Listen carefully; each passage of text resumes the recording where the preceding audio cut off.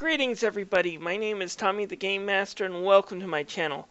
Well, it's the Steam Winter Sale, so let's take a look at a few games that might be worth taking a look into while they're on sale.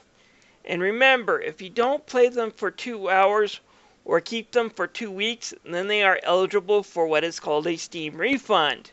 So let's take a look at where you can spend your Christmas money on games that will keep you warm of the upcoming winter months, where the selection of new games are just as sparse as the job opportunities. When it comes to great old school-esque games, Way Forward to me holds that crown. Double Dragon Neon, which is also on sale, and DuckTales Remastered are all great games worth playing, though I should want to tell you that a few of these games have complaint about being buggy. That's why I no longer list them. I own DuckTales for the PlayStation 3, and my PC version of Double Dragon has never given me problems, but a lot of people have complained about that. That said, their Shantae series is their absolute most pinnacle, and two of them I have tried on the PC, and for the most part they work pretty good. Shantae's Risky's Revenge and Shantae Half Genie Hero are really great games. And although I don't own the Steam version, I can also say Shantae and the Pirate's Curse is also a really good game. So if you're looking for a 2D platformer, definitely go for these games. Shantae's Risky's Revenge and the Pirate Curse are more Metroidvania type games with dungeons and puzzles and mazes, while Half Genie Hero is more in the vein of a Mega Man X type platformer with some secrets hidden off, but pretty much a linear path throughout the game. They're both great games, they're both really fun. I'll list the prices in this video. I found Trouble Witches during the Halloween sale and noticed that they put in another character from another game I heard talked about on YouTube from GameSec, and that character is Cotton, which is DLC, which I haven't quite bought yet. Still, from what I have played, it's pretty fun if frantic as heck arcade bullet hell cute 'em up. You basically pick a witch, each with their different shots and partner abilities, and you go out and you try to save the day by shooting things up and trying to put a devil ring together. While there are tons going on, you can still buy magic cards that have abilities that help you out, as well as just being able to stop bullets by using your partner's ability. All in all, I had a bit of fun with this game. It might be worth $5 if you like old school cute 'em ups. Mega Man 11 is coming right around the corner, and while I can't recommend picking up the first Legacy game, as what I've heard about it isn't very good, and I also own 2 copies of the original Mega Man Anniversary Collection, which from what I hear does the games a lot more justice than the new HD collection, unfortunately. I can say this though, Collection 2 is worth picking up, mainly because they screwed up the ports in the original Anniversary Collection so badly. It's nice to see the ending to Mega Man 7 restored, and it's nice to hear the audio in Mega Man 8 not sound so distorted. Throw in 9 and 10 and you got a decent game collection, if a wee bit overpriced at $20. But it's on sale now at $15, and I think I can recommend a pickup if you're a die-hard Mega Man fan. Got all the official Mega Man games under your belt? Then let's talk about one of the best knockoffs I've ever seen. Rosencrystallet. It's also the hardest name of any game I have ever pronounced. It's why I call it Mega Man Double D's. This all-female Mega Man knockoff knocks off everything in the right way. While there are some times where it rips off a bit too blatantly, there are even more times where they take an idea from Mega Man and do something new and even improve upon it. Same goes with some of these boss fights too, they're really fun. It's definitely worth a pickup at $3 off at $6.99 instead of the usual $10. Just be warned, you're in for a frustrating time. Ultra Striker Gunvolt's price is normally $14.99, on sale at $5, though you would be crazy not to pick this one up if you're a fan of the Mega Man Zero games or the Mega Man ZX series, as they were created by the same developer Inti Creates, and it's a really fun game that has you doing things like wall jumping, shooting enemies, but then you have to fry them with electricity, so it's not exactly the same as Mega Man Zero. But it will certainly hold you over until Capcom decides to start releasing some more of the Mega Man goodness next year. Looking for something a little bit perverted but still fun outside of being perverted? Then try Galgun. At $40, it's way too much for this on-rail shooter, but $10 is about what I would pay for it. Well, $10 with the bugs. I might go up to 15 or 20 without them. Still, it's a fun game. Basically, you play as a high school kid who's basically a nobody until an angel accidentally shoots him with a shot that makes every girl in the school fall in love with him. But don't envy our lucky lad too much. He has to find the woman he's going to love for the rest of his life by the end of the day, or else be a sad, miserable sack for the rest of his days. And he's got an eye on two exorcist friends of his. The game's got plenty of humor, and it's just slightly perverted, and I'm enjoying myself getting all the good and bad endings, which can also be funny, so definitely check this one out. I should, however, mention if you can get a good price on the PS4 version, it's probably worth picking up more than the PC version, because the PC version is all kinds of buggy.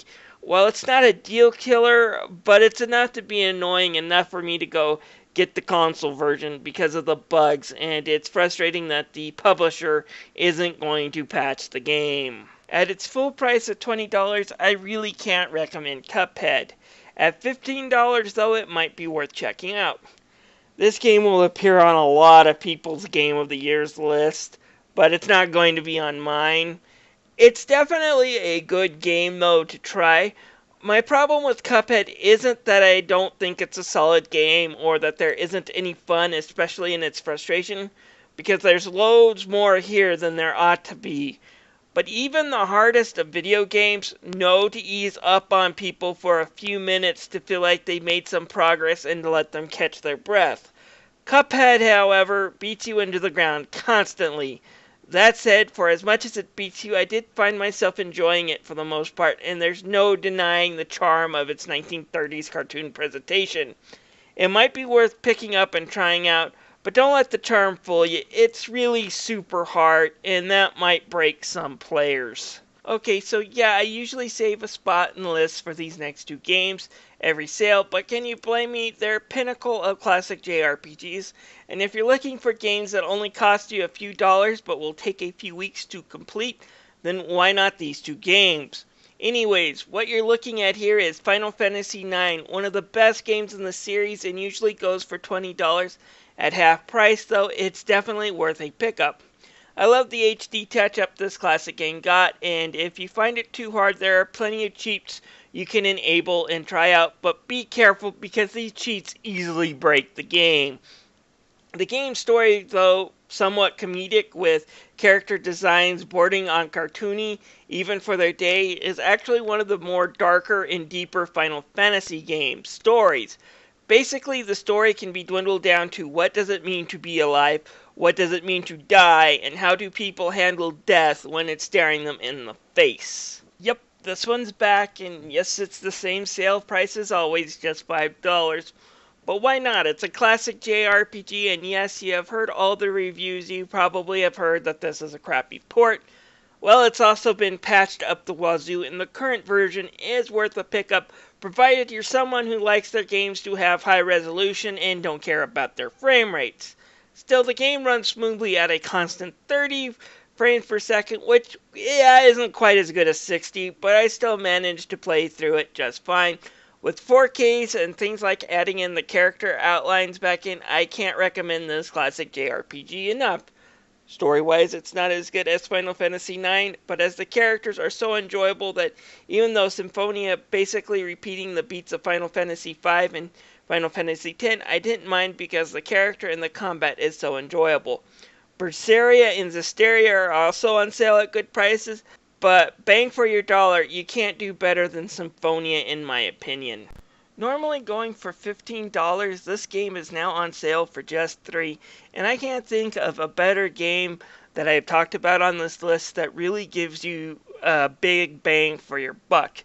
This game is done by Tim Schafer, the guy who did Monkey Island, and it follows Manny Calavera, a Grim Reaper / travel agent, as he gets mixed up with the mob and now has to find a woman and get her to safety before they both get killed or sprouted. Filled with a whole bunch of Mexican Dead of the Day and just a really good sense of humor as well as good satire towards film noir. This is a great pickup if you're looking for a point-and-click adventure. Okay, truth be told, I have never played the Dungeons & Dragons board game before, despite being a fan of RPG video games, and despite the fact that this board game helped birth some of the classic RPG franchises like Final Fantasy and Dragon Quest. So it's kind of surprising when Capcom got a hold of the license that the first thing they decided to do with it was make a bunch of Final Fight-esque brawlers. Of course, nothing says dice rolling, math, and imagination like button mashing your way across a bunch of monsters. But still, it's fun enough experience with each type of character being able to handle magic and weapons differently. Warrior classes can pick up swords and knives and use them easier and more effectively than elves, while elves can use magic a lot easier and pick more of that up. In the second game in this collection, though, I found it was easier to use the magic classes because they have a whole bunch of screen clearing attacks, which make the game way easier, and when you die they refill, and since this is a quarter muncher anyways, that usually happens after only a few minutes. If you're looking for a classic brawler, you could do worse. We have 2 Star Trek games that I can recommend that are $3 off their regular price at $10 each. I enjoyed both games as they both feel like you're watching a classic episode of Star Trek. All the actors are here. This was made way back in the early 90s when they were still alive, so you do get Leonard Nimoy, you still get the original voice of Dr. McCoy doing their voices, and they sound terrific. I kind of prefer Judgment Rights a little bit more as the puzzles are easier and the final scenario is a lot more fun. I only recorded the 25th anniversary, but they look pretty much identical and function pretty much identical. That said, one of the things that the 25th anniversary does allow that the Judgment Rights game doesn't is you're allowed to kill your red shirt bodyguards, kind of like in the show, as they are kind of your extra life if you make a mistake. Another game that's available at a really great price, if you haven't tried this Tomb Raider reboot, then you definitely should pick it up. I wasn't a fan of the Tomb Raider series until I played this. It has an excellent story for a video game, great combat, and the game just flows at this really terrific pace. If you're into action games, this is definitely worth playing. Pick it up, $3, worth a try. Hyperdimensional Neptunia series. Finally, in my only on sale, if you're looking for an average to mediocre game slot, I'll put this one up. If you already own Tales of Symphonia and have all the Final Fantasy games except for Final Fantasy 13, you definitely don't want to pick that up, then you might consider looking into the Hyperdimensional Neptunia games. I won't lie here, as JRPGs, they're as generic as they can get. If you're looking for anything groundbreaking, you're not going to get it here. And the moe and the absurd fan service can really cross the line to just being a bit nauseous in this game. On the other hand, if you're looking for good humor and satire across the whole game industry with a protagonist that's more meta humor than Deadpool, you might want to consider picking these on sale. Just don't pay full price because these games aren't anywhere near the $30 or $40 they want full price.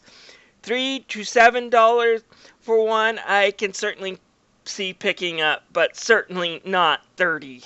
Well guys, thank you for watching this video. I hope I helped you make some decisions. If you have any comments, feel free to leave them down below. This is Tommy the Game Master wishing you a good day. I'll see you guys later.